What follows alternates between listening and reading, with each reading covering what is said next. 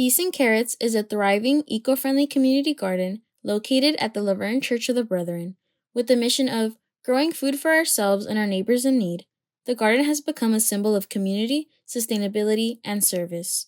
Founded in 2008, church members created the garden to help feed those facing hunger in the La Verne community. What was once a children's nature play park was transformed into a flourishing garden through fundraising, volunteer work, and the dedication of local residents, students, and church members. It's a safe place for people to come and garden and help one another. I've got a basil plant that came back from last year. I planted some lettuce. I planted some carrots down at the end, 2 different types of squash, 2 peppers, lots of tomatoes. So it's just a really nice place to come and kind of find some peace and calm in the garden.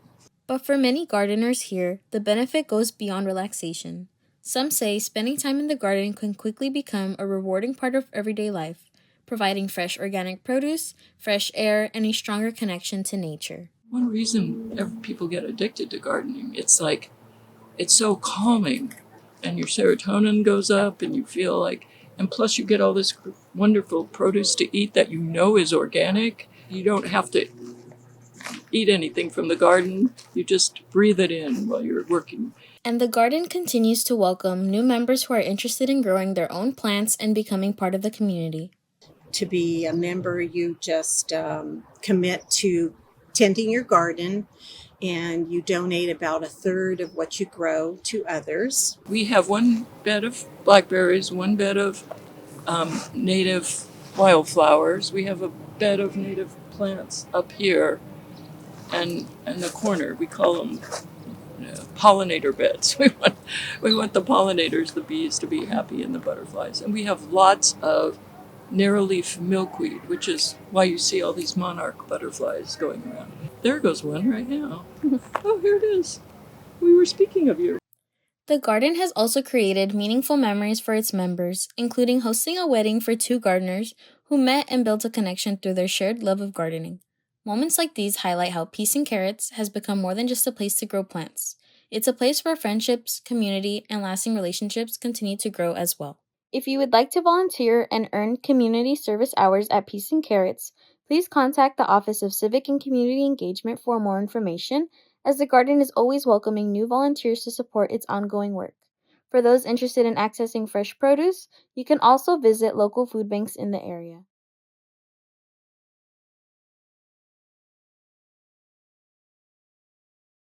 Hi everyone, I'm Donia Rizbeghi with LVTV.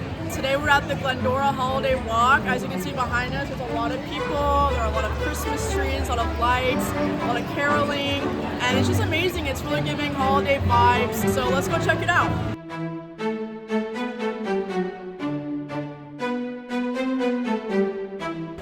Hi, my name is Rania Cartouche, and I am here at the Glendora Holiday Stroll. I have gone to the Holiday Stroll literally every single year, I think since my family moved to the area, which was when I was like 5 years old. So it's been like 15 years, other than I think 2021 was the only year that they canceled it.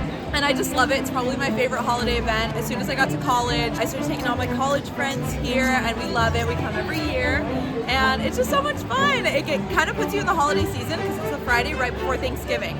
So it's right before like all that holiday stuff kicks off, and I just love it. All the lights, there's hot cocoa, there's snacks, there's food. Walk around, you hear singing, Christmas music. They light the tree every year on this day, and yeah. I'm Maya Cole, and I'm here at the Glendora Holiday Walk with Rania Cartouche and Donia. They actually introduced me to this. It was super, super cool. I'm from Santa Clarita, and we don't really have a lot of kind of holiday community events like this, so I think it's really cool just coming here and seeing everybody walk around, seeing that they close off a whole street for all the vendors and stuff like that. I think is super cool. This is my 3rd year. I went 2023, 2024 this year, but it's just super fun getting into the holiday season, getting to see all this cool stuff, and yeah. The Glendora Holiday Stroll and Tree Lighting is an annual festive event in the Glendora Village, usually in late November, kicking off the holiday season with tree lighting, music, local shops, offering treats and deals, hot cocoa, and community cheer, drawing crowds to Glendora Avenue for a magical night of a shopping and holiday spirit. It's typically held on a Friday evening to late November from 6 p.m. to 9 p.m. It's located in the Glendora Village, primarily along Glendora Avenue between Foothill Boulevard and Bennett Avenue. What to expect?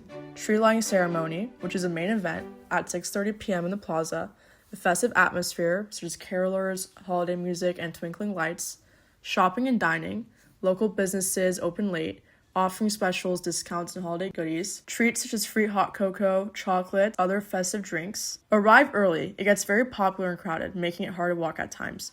It's a great way to start holiday shopping with local businesses. Visit the Glendora Village website or Glendora Chamber of Commerce for exact dates and activities for the current year.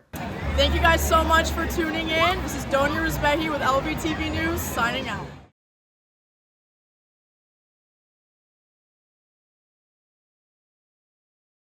My name is Liv, I'm here at the La Verne.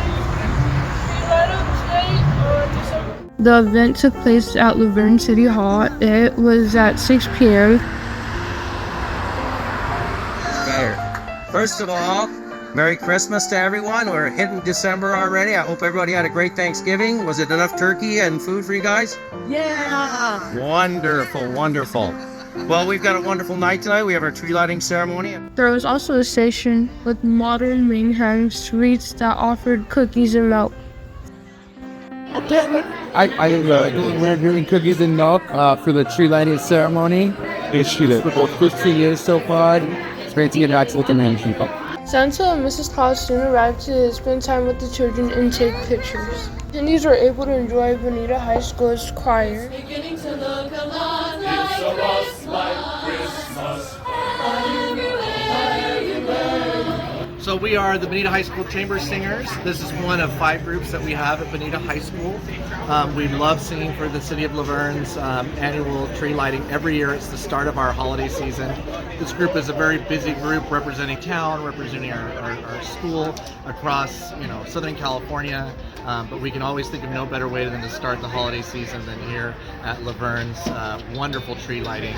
And we look forward to singing here every year. Eventually it was time for the Christmas tree lighting.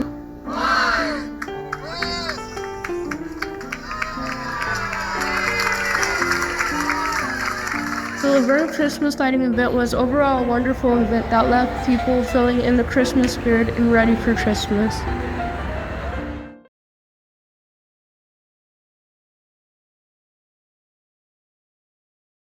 Today I'm here at NHRA Motorsports Museum to take a look at how this museum brings the community together while also highlighting the rich history that is in drag racing. So the NHRA is the National Hot Rod Association, and this is a museum commemorating it and telling cool history about it.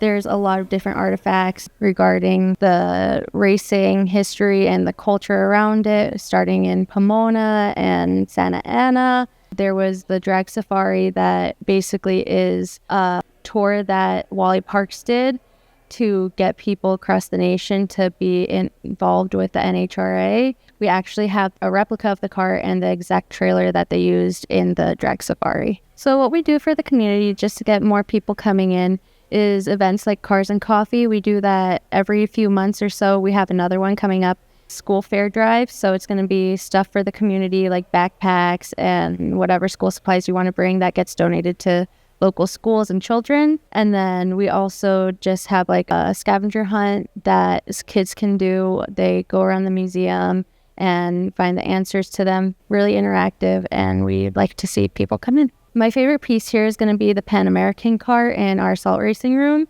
It is a car that traveled from Whittier, California to Mexico. Our most unique piece would probably be the Beast. It's shaped like a spaceship and it has 666 on it, and a lot of people didn't like it for that reason. Yeah, I think it raced like once and now it's in our museum. Whenever there's drag races, which isn't too often, but whenever that happens, we work the drag races. We have merch trailer there, so that does fairly well. And then we usually offer free admission for racing fans. I've been going to the races since I was 4 years old. I have drag racing in my blood. I love cars. I just love what they mean, the history of everything that's here. Every single car has a purpose, has a history, and it's one of those things that you just never forget about. I love the sport. I love how everything's put together. Even the racers who come in here, they're nice, they're humble, they'll come at you, they'll talk to you, treat you like you're just, regular human being. They don't just have these ego. The race car drivers are so nice. I think for me, it's like pretty nostalgic because when I was a kid, like, you take field trips to the fair or whatever. I was always like a big car guy. So I'd be like, we have to go to the museum, I guess coming back, the actual cars themselves are a lot more absurd than I remember. I think my favorite sections, like now getting older, I really like the memorabilia section, especially like the really early ones. Like it used to be so absurd, like dragsters used to be so absurd. Well, that's it for today. Be sure to check out the NHRA Motorsports Museum in Pomona. It is open from Friday through Sunday, 10 a.m. to 5 p.m. Thank you guys for watching.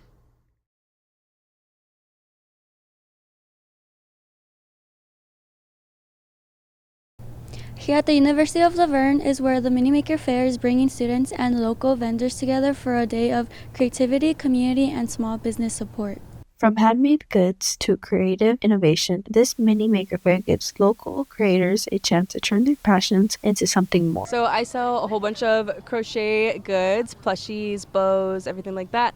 And what inspired me is just my love for the craft. I think it's really important to spread the word, get it out there to the local community, and just make yourself seen and heard. I think it's a wonderful event for students to show off their creativity, to highlight what they've learned in class, and to enable other people to share by buying their work. It just is a good example of hands-on learning and working with other groups of people to be creative and highlight really the work that they're doing here in the institution. La Verne is one of those communities that is so old and tight-knit, but everybody is so kind and friendly and so warming. And these events allow the community to come here and not only see what students create, but also for us, for students that are present and past, to integrate themselves in the community and show off what we can do. Organizers hope to continue hosting events like this, giving makers a platform to share their work and inspire others. Reporting for Foothill Community News, my name is Kenya Carrillo.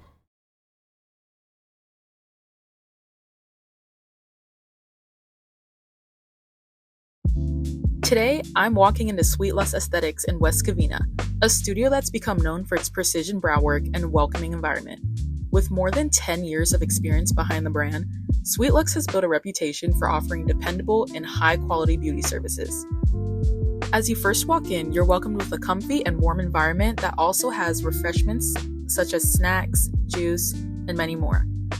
This studio is home to a team of certified professionals, Tiffany, Alana, Mia, Delilah, and Veronica, who all specialize in brows, waxing, lashes, and skincare, creating a one-stop space for clients looking for consistent results. What makes this place stand out to me is its focus on personalized care. Every appointment begins with a quick consultation, making sure each service is tailored to the client's features and comfort. Sweet Luxe Aesthetics has grown into a trusted spot for me, and today I'm here to see Tiffany for my brow wax and a brow trim. I've been licensed since 2018. I've worked plenty of esthetician jobs. For doing brows, the first step we want to do is we want to have a consultation with our client, making sure that they are getting what they want. Because personally, I could want something else, but the client could want something other than that. We are trimming your brows. Some brows are long, some brow hairs are long. We are going from the top to the bottom. We're also going in from the middle, same thing right underneath, your top to the bottom. And then to elevate the whole service, I also provide brow gel to the clients. The brow gel is going to go ahead and lift the brows up, making sure they're nice and sharp. And then I also go in with concealer. The reason why I use concealer is to making sure that the client itself can see the full canvas of everything. Tiffany even went as far as giving me a free peach fuzz wax, making the appointment feel extra polished and personalized. And in the end, I was extremely happy with my results, especially as somebody who has a low pain tolerance, the waxing did not hurt. My whole reasoning of opening up my own studio is to making sure that nobody gets bullied, because again, it doesn't matter your size, your color, your anything, your ethnicity, because we're all the same. We're all the same and we deserve to be treated all the same every single time. Hi, I'm Olivia, and I've been going to Sweet Luxe for about a year now. I love how Tiffany always does the details in my eyebrows. She always knows how to take care of me, so yeah. respectfully, there are a lot of mean girls out there. Not everybody welcomes others. They're really mean to their associates and their employees. And they're not realizing what their consumers need and want. My job is to, one, obviously service them, but also calm them down, because when they come in here, they have a nice warm bed, they have beverages, they have chips, they have chocolate. It's very warming, so every time that they're here, they're having a good time, and I want to make sure that they leave in a better mood than they came into. Open Monday through Saturday, Sweetless Aesthetics in West Covina offers personalized care you can see and feel.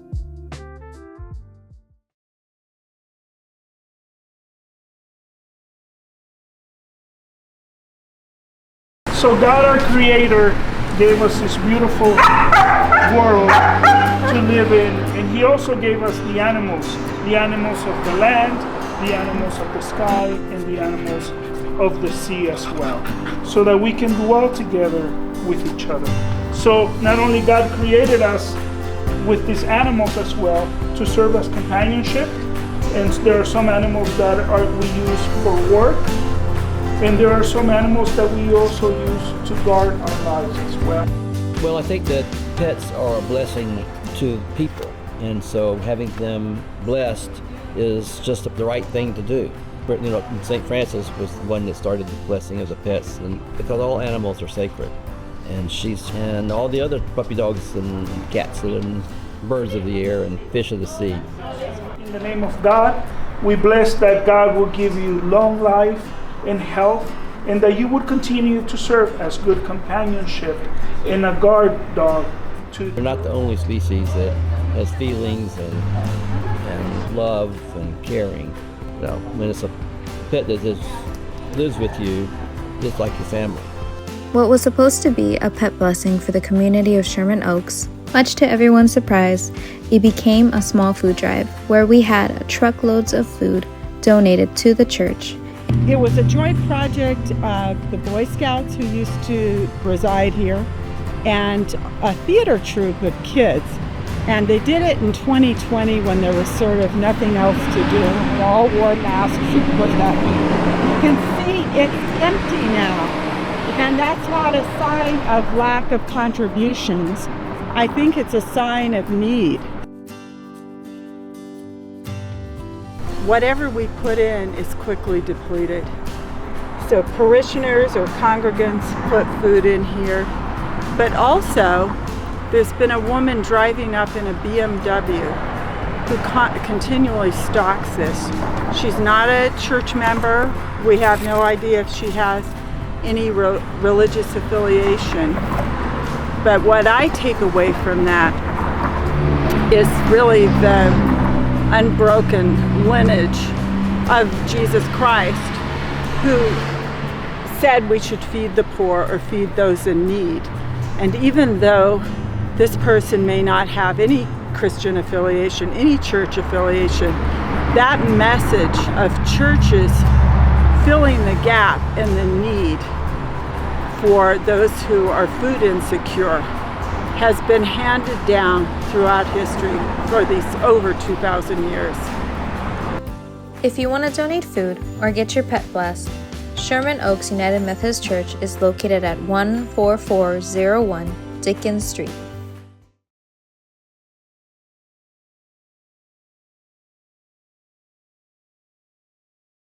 My name is Lila Gongora with the University of La Verne here at the Milkweed Festival at the California Botanical Garden in Claremont. Today, we got the opportunity to talk with experts on milkweed, monarchs, and how important it is to have green spaces in our community. The Milkweed, Monarchs, and Moms Festival drew in a large crowd of families and those interested in gardens and planting. A multitude of organizations and nonprofits set up for this event, along with vendors to raise awareness around their specific causes and around why more people should take the opportunity to step outside and appreciate nature. My name is Susie Vanderlip, and I'm the Monarch Butterfly Conservation Specialist here in Southern California for an organization called Monarch Watch. And Monarch Watch is one of the prestigious nonprofits that studies monarch butterflies. There's a lot of research, and they're out of the University of Kansas. And I got into monarchs kind of by accident. I had a ruptured appendix in April of 2010. I went into my garden to heal, and I saw my first monarch caterpillar. And they're very ravenous and very energetic, and I thought, oh, I want to be that way again.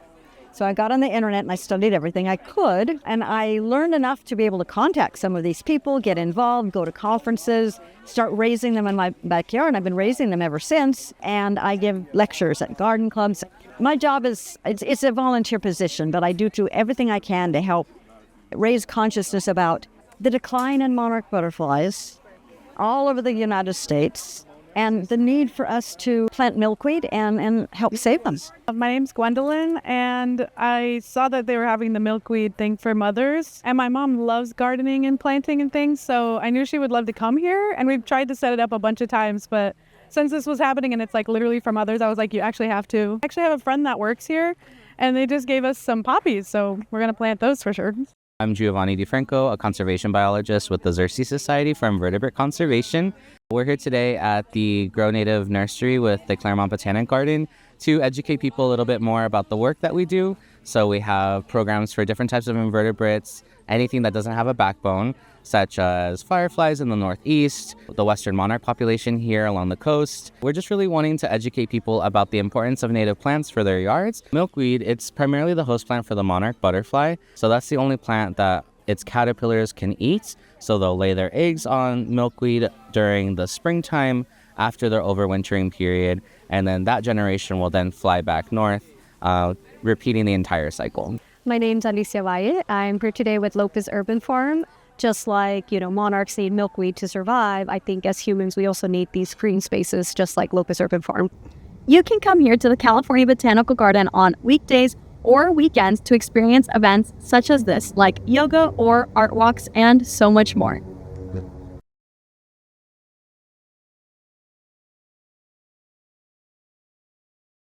The Mojave River Fish Hatchery is located at 12550 Jacaranda Avenue here in Victorville. This facility is operated by the California Department of Fish and Wildlife and is a major producer of trout for Southern California. My name is James. I'm a tech here over at Mojave River Fish Hatchery. I've been working here about 8 years. We get our fish from a separate hatchery. They bring them down and we raise them up to be catchable size. And then we go ahead and plant them in the lakes in Southern California. This right here is one of our fish transporting trucks. It's a 1,200 pound capacity. We use this to transport fish all over Southern California, starting in Victorville and going all the way down to San Diego County. Rainbow trout in the wild can live up to 10 years in nature, but are subject to many larger predators. The rainbow trout here at Mojave Fish Hatchery rely on the support of its techs and many guests to keep them striving. The Mojave River State Fish Hatchery in Victorville, California is open daily from 8 a.m. to 3 p.m., and guests are welcome to the free public parking. I'm Anaya Williams, reporting live here at the Mojave River Fish Hatchery, located here in Victorville.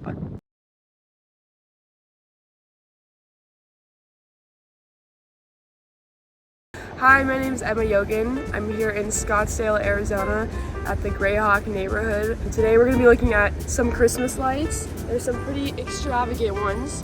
So I'm going to be taking you through a couple of the houses and interviewing a couple of people.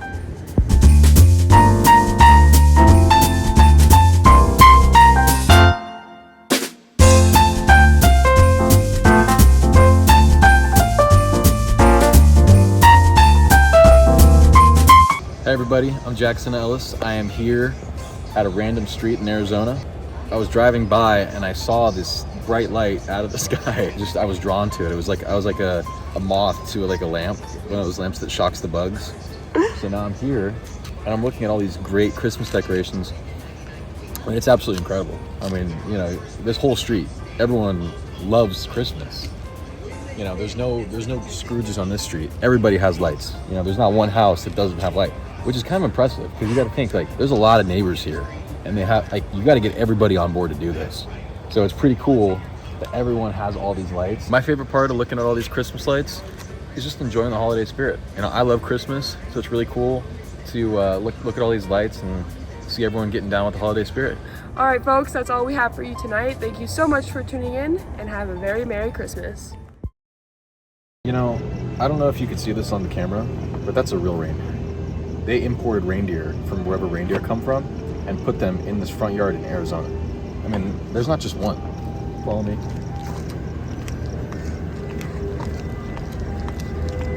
Here's the second one. And then, just wait, here's the third one. I mean, come on. 3 of the however many Santa's reindeer there are. There's 3 of them. And on top of that, there's even a bigger reindeer right there. There's so many reindeer. And then they put a car on the roof. I don't know how they got a car on the roof. I mean, that's crazy. They put a whole car on their roof. I mean, can you believe that? That's dedication. They took a car and put it on the roof and then put a tree on top of the